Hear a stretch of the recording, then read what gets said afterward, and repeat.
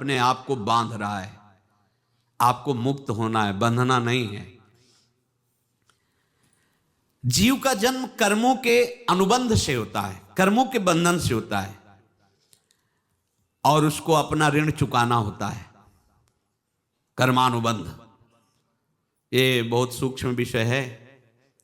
जैसे आप जिस परिवार में जन्म लिए हैं तो उस परिवार के लोगों से आपका ऋण है, इसलिए उसी परिवार में आप आए हैं।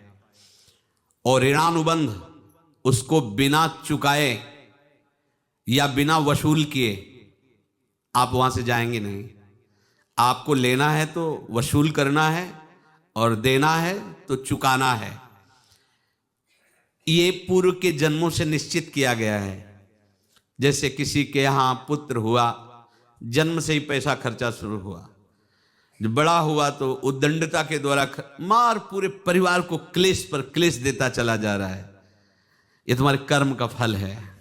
या ऐसे शक्तिहीन बुद्धिहीन ऐसे पागल पूरे जीवन सेवा करो, तुमसे अपना हिसाब चुकाने के लिए वो आया है। अब परिवार के जो सदस्य जुड़े आके, मतलब पत्नी आते ही पूरी हृदय में आनंद, परिवार में आनंद, और जीवन भर वो आनंद ही सुख देने के लिए उसका जन्म हुआ। वो अपना ऋणानुबंध मुक्त, और आते ही भयंकर क्लेश खड़ा कर दिया, बीच में दीवार और झगड़ा वैसा, फिर अतरे दिन मारपीट शुरू, कलह अशांति, पूरा जीवन नरक हिसाब करने आए। यहां ऋण चुकाए बिना कोई जा नहीं सकता, ऋण चुकाना पड़ेगा। किसी का ऋण वसूल करना है तो किसी को ऋण चुकाना है, दोनों काम करने होते हैं। अनेक जन्मों में अनेक लोगों के साथ हमने जो बर्ताव किए हैं, अच्छे या बुरे, वो होंगे। अब किसी आदमी को हम जानते नहीं, अचानक मिला, अचानक टक्कर लगा और मार पीट गाली गुप्ता सब कर दिया, चुपचाप सह लो। क्यों?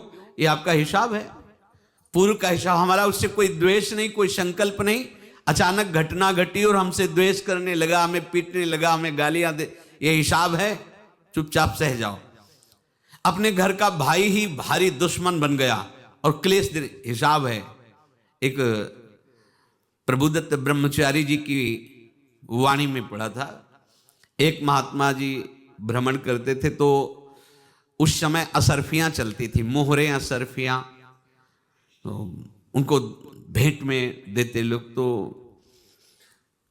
या तो ठाकुर सेवा में लगे तत्काल, या संत सेवा में तत्काल लगे, उसका संग्रह करके डोलना ये ठीक नहीं है। बैरागी के लिए सिद्धांत में ये ठीक नहीं है। तो जब 2, 4, 6, 8 ऐसे मोहरे हुई तो उन्होंने विचार किया कि और भ्रमण करके जब काफी मोहरे हो जाएंगी तो प्रयागराज में जब कुंभ पड़ता है, एक बार पूरे सब अखाड़े के संतों को, अलग अलग संप्रदाय सब संतों को बुलाएंगे और सबको पवाएंगे। अब साधु है तो यही विचार करेगा, और क्या विचार करेगा। तो उन्होंने ऐसे डंडा बनवाया, बेंत, जो ऊपर से चूड़ीदार और भीतर पोला, और मोहरे उसमें डालते गए। और भ्रमण, जहां जहां श्रद्धालु भगत थे सबके यहां जाना और इच्छा रखना कि एक मोहर तो दे दे दक्षिणा में। कामना कोई भी हो वो बांधती ही है, ध्यान रखना। इसीलिए प्रभु जो चाहे वो करे, अपनी चाह नहीं रखनी चाहिए, अपनी चाह प्रभु की चाह में मिला देनी चाहिए। धीरे धीरे वो छड़ी भर गई, भ्रमण करने वाले महात्मा चूड़ी लगाई, इंतजार करते रहे। जब प्रयाग का कुंभ पड़ा तो चले। तो रास्ते में एक गांव में पूछा जाता है, जैसे कहीं रुको कि कोई श्रद्धालु ऐसा है जो संत सेवी है। तो कुछ लोगों ने बताया, हाँ एक परिवार है बहुत संत सेवी है, और आपको मिलाते हैं उनसे। आइए महाराज, घर में रुका, खूब अच्छा हलवा पूड़ी पवाया, और जो घर के मालिक थे चरण दबाए। चरण दबाते दबाते उनकी दृष्टि पड़ी उस डंडे पे, इतना मोटा और ऊपर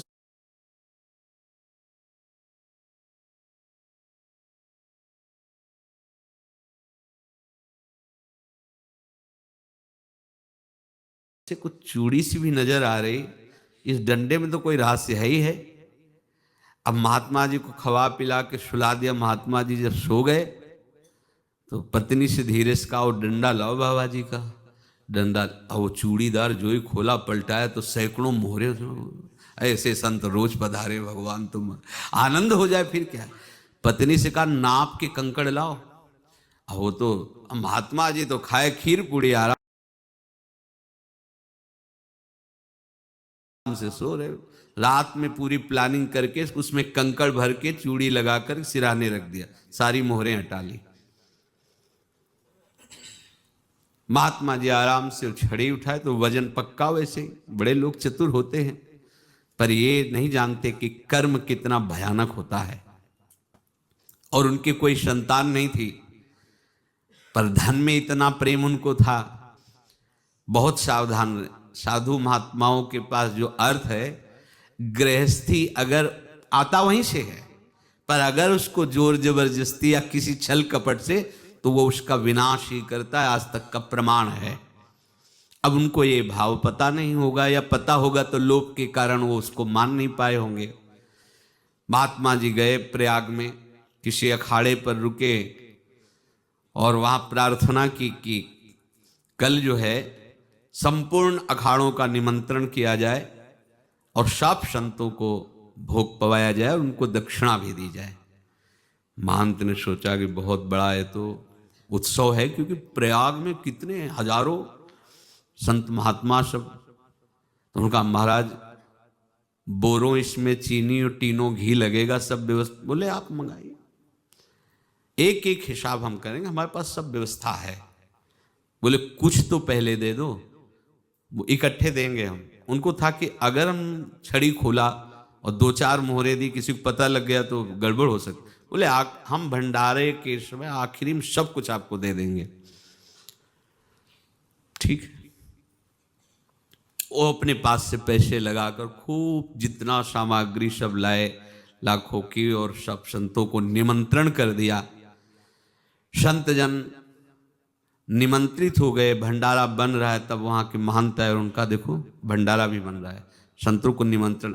अब आप अर्थ की व्यवस्था कीजिए, क्योंकि इतनी बड़ी हमारी सामर्थ्य नहीं थी जितना हमने किसी तरह हमने व्यवस्था की। अब मुझे अर्थ चाहिए, तभी आगे की व्यवस्था बढ़ेगी। संतों को दक्षिणा देंगे और जिनसे अर्थ लिया उनको दे। देखो रसोई बन गई सब। उनका, अच्छा तुम्हें विश्वास नहीं तो ये अभी चूड़ी खोली। उनको तो था ना कि मोहरे हैं, कंकड़। तो अब जैसे कितना उनको सदमा लगा होगा, हजारों संतों का निमंत्रण, रसोई बन, मतलब संत हो के छल कपट। तो उनका, महाराज आपने तो हमारा नाश कर दिया, जो महंत थे। अब बताओ रसोई बन गई, संत निमंत्रित हो गए, आप ये कंकड़ दिखा रहे हैं हमको। आपने तो हमें बर्बाद कर दिया, हमारी इतनी सामर्थ्य नहीं थी, आप पहले बता देते। संत होकर ऐसा छल कपट। अब वो बोले तो क्या बोले, क्योंकि उनको पता था कि मोहरे हैं इसमें। अंदर से उनका चिंतन गया उसी सेठ के पास, अच्छा ऐसा धोखा हमारे साथ किया, भोगोगे तुम। ये जो निकलता है ना भोगोगे, ये अकाट्य होता है। क्योंकि किसी का भी हृदय, मान लो किसी भी जीव जंतु को आप कष्ट दें और उसका हृदय आह भर जाए, तो वो आह वज्र की लीक है, तुम्हें भोगना पड़ेगा। वो देखो भीष्म जी को भोगना पड़ रहा है ना। सांप को ऐसे धनुष की नोक से उठाया और बंबूल के कांटों के ऊपर फेंक दिया, कई दिन तक सेदा हुआ, वो आह भर करके मरा। तो आपको 6 महीने बाणों की सैया पर आह किसी की ना लेना जिंदगी में। कोई ऐसा कोई आह भर करके कह दिया तुम समर्थ हो, हम तो कुछ कर नहीं सकते, और अंदर से दुख, फिर तुम्हारी सामर्थ्य काम नहीं करेगी, मिट्टी में मिला देगी। फिर ये तो संत थे और भगवत आराधना के लिए, संत आराधना के लिए ही ऐसा किए हुए थे। अब इनका कैसे मुंह दिखाएं, अब क्या करें। सुबह संत जन आएंगे, सबके बीच में हमारी कि देखो इन्होंने, अब क्या करें। गए और संगम में जाके छलांग लगाई, अपने प्राण त्याग दिए। अब उनके तो पास मोहरे थी और व्यापार बढ़ा, और 9-10 महीने बाद ही लड़का हुआ। अब तो उनको कि संत फलीभूत हो गया। देखो व्यापार चल रहा, लड़का नहीं होता था, लड़का भी हो गया, बड़ा आनंद छा रहा है। जब से वो प्रकट हुए और धन की वृद्धि शुरू हो गई, पढ़ाई लिखाई में उनके खर्चा हुआ सब, बस बीमारी शुरू हो गई उनके शरीर में, अब उसमें पैसा जाना शुरू हुआ। इतने आसक्त वो दोनों हो गए कि कुछ भी हो, व्यापार ठप, संपत्ति बेचना शुरू। तो उन्होंने कहा कि बेटा मैं क्या कर सकता हूं तुम्हारे लिए? बोले हमारी अंतिम इच्छा है प्रयाग चलो, और जितने प्रयाग में संत महात्मा सबको एक बार भंडारा करवाओ, हमारी इच्छा अंतिम है, क्योंकि अंतिम यही इच्छा थी। तो बोले अब ज़्यादा संपत्ति तो नहीं रह गई, तो बोले घर बेच दो, मेरे लिए ही तो है, बेच दो, मुझे लगता मैं बचूंगा नहीं, पर मेरी अंतिम इच्छा पूर्ण कर दो। घर बेच दिया, जेवर बेच दी। वहाँ गए, जब संत सेवा की तो बोले मुझे संगम तक ले चलो। संगम तक ले गए और बोले समझे तुम चुराए थे और हमने उसको छीना है, कुछ नहीं रह गया तेरे पास कुछ, अब केवल ममता और आसक्ति में जलकर मर और नरक प्राप्त कर। मैं वही महात्मा हूं जिसकी तूने मोहरे ली थी, शरीर छोड़ दिया। महात्मा को जन्म लेना पड़ा और इनको दुर्गति भोगनी पड़ी। ऋणानुबंध होश में, ऐसा नहीं कि आप जो कर रहे हैं कोई देख नहीं रहा, कोई हिसाब किताब नहीं, जो कर रहे हैं अवश्य में भोक्तव्यम, बहुत सावधान। अनेक जन्मों में अनेक लोगों से जो कुछ लिया दिया है, इस लेने देने को मिटा देने के बाद ही तुम मुक्त हो गए। इसीलिए एक उपाय है, लेना न देना मगन रहना। क्या? मालिक को समर्पित हो जाओ, मालिक को अपना माना हुआ समर्पित कर दो, खत्म। अहम त्वाम स्वरूपापेभ्यो मोक्षयिष्यामि, सब खत्म, आगे पीछे लेना देना सब खत्म। एकादश स्कंद में भगवान श्री कृष्णचंद्र जी ने कहा जो मेरे चरणों का आश्रय लेकर भक्त मेरा भक्ति करता है, उसके पितृ ऋण, मातृ ऋण, देव ऋण, ऋषि ऋण, सब ऋणों से मैं मुक्त कर देता हूं। बस यही एक उपाय है।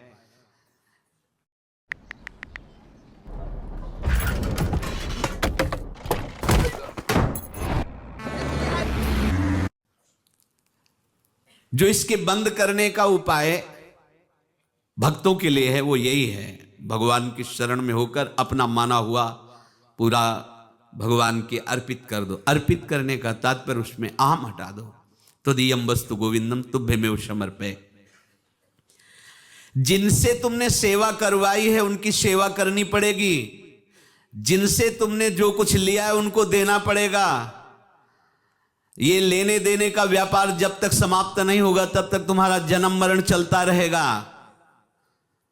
अब आपको यहां समझना है, यदि आपसे किसी ने पैसे लिए बेईमानी करके नहीं दे रहा है तो आप उसको गाली मत दीजिए, आपने बेईमानी की थी इसलिए आपकी बेईमानी हुई है, ले गया, कोई बात नहीं है, बंधन से मुक्त हुए, जो बोझा था चला गया।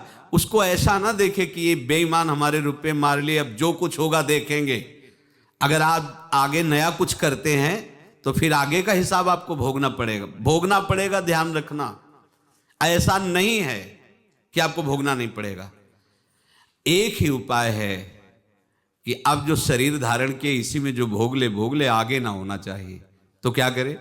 सर्वतो भावेन भगवान की शरण ले ले। ये तो सर्वाणि कर्माणि मयि सन्न्यस्य मत्पराहा अनन्येनैव योगेन माम ध्यायन्तु उपासते तेषामहं समुद्धर्ता मृत्यु संसार। ये बड़ा कठिन है पार होना, कोई छोटी मोटी बात है। एक महात्मा बाल्यावस्था से भजन करते थे, शालिग्राम भगवान पास रखते थे और उन्हीं की आराधना करके बस पाठ, नाम, जप और भ्रमण करते थे। यौवन अवस्था थी, गंगा जी के किनारे अपने ठाकुर को विराजमान करके स्नान करने के लिए कपड़ा ही उतार रहे थे कि 90 लोग आ गए, भाला तलवार सब ले, मारो मारो इसको मारो, घेर लिया। तो उन्होंने हाथ जोड़कर कहा हमने क्या अपराध किया, कोई सुन ही नहीं रहा। तो उन्होंने कहा मार तो डालोगे ही आप, 90 लोग, हम कोई अस्त्र शस्त्र तो लिए नहीं, एक बार हमें गंगा में डुबकी लगा देने दो और अपने ठाकुर को स्नान करा देने दो, फिर इसके बाद आप मार देना। भगवत इच्छा से वो लोग रुक गए, स्नान किया, और अंदर से प्रार्थना की, प्रभु ये क्या लीला है आपकी, आपके सिवा मेरा कोई है नहीं और ये मुझे मारना चाहते हैं। तो भगवान ने जानते हो क्या कहा उनके अंतर में, तुम मेरे में ध्यानस्थ हो करके शरीर को छोड़ो, ये लोग मारेंगे। ये मेरे भजन का फल है कि तुम्हें 90 जन्म नहीं लेना पड़ेगा, एक ही जन्म में 90 मिलके, तुमने 90 हिंसा की थी पूर्व में, तो तुम्हें 90 बार जन्म लेना होता और एक एक करके मारते। ये मेरे भजन का प्रताप है कि एक बार में ही 90 का हिसाब हो जाएगा। तुम आंख मूंदो, मेरे ध्यान में मगन रहो, मेरे प्रताप से तुम्हें कोई चोट नहीं होगी और स्वाभाविक मूर्छावस्था में प्राण तुम्हारे छूट जाए। ऐसा ही हुआ, ऐसा हुआ। तो ये बात समझ लो कि ये जो कर्मानुबंध है, ऋणानुबंध है। आप देखो, अगर शाप महात्माओं ने दिया कि तुम्हारे वंश का इससे विनाश होगा, तो भगवान भी परम धाम जा रहे तो उसी कील से, बाण की नोक में जो मछली लील गई थी छोटा कण, उसी से की नोक बनाई और उसी नोक को प्रहार किया। भगवान के श्री चरण में वही बाण की नोक लगी और भगवान ने स्वीकार किया ना। भगवान का बड़ा लीला विचित्र है। अगर छुप करके उधर रामावतार में बात, तो इधर ऐसे स्वीकार किया है भगवान ने। ऐसा कहीं नहीं दिखाया कि मैं भगवान हूं तो मैं अपने लिए, ऐसा नहीं दिखाया। नारद जी का हित किया पर नारद जी ने शाप दिया तो भगवान ने स्वीकार किया। बंदरों ने ही सहायता की, जैसा बोले थे वैसा। ये लीला इस शरीर में भोगनी पड़ेगी। हाँ, ज्यादा को कम में भुगता देंगे, पर अब अगला शरीर ना मिले, इसके लिए सर्वतो भावेन भगवान के आश्रित हो जाए। जैसे आपने दुकान फैला रखी है तो उसमें दो काम होते हैं, लेना और देना। किसी को उधार दिया है तो हमें उससे लेना है, और कोई नगद देकर सामान ले रहा है तो उसे सामान देना है, या उधार लिया है तो हमें उधार देना है। अब अगर दुकान बंद करनी है तो तुम्हें देने वालों पर जोर देना है, लेने वालों पर जोर नहीं। लेने वाला तो जाओ हम क्षमा किया, समर्पित किया, हमारा कोई संबंध नहीं, खत्म हो जाए, वो खुशी हो जाएगा। लेकिन देने वाला, तुम अगर दुकान भी उठा दोगे तो जहां भी रहोगे तुम्हारे पास वो आएगा, लाइए हमारा। तो देने पर नजर रखिए, जिसका जिसका हिसाब है वो आपके सामने आता जाए, हटाते जाओ। लेने पर नजर मत रखिए और दुकान फौरन उठा दीजिए, नहीं अगर लेते देते रहे तो चलता रहेगा। आगे चलकर कुछ लेना न देना, मगन रहना बस अपने प्रभु के चिंतन में।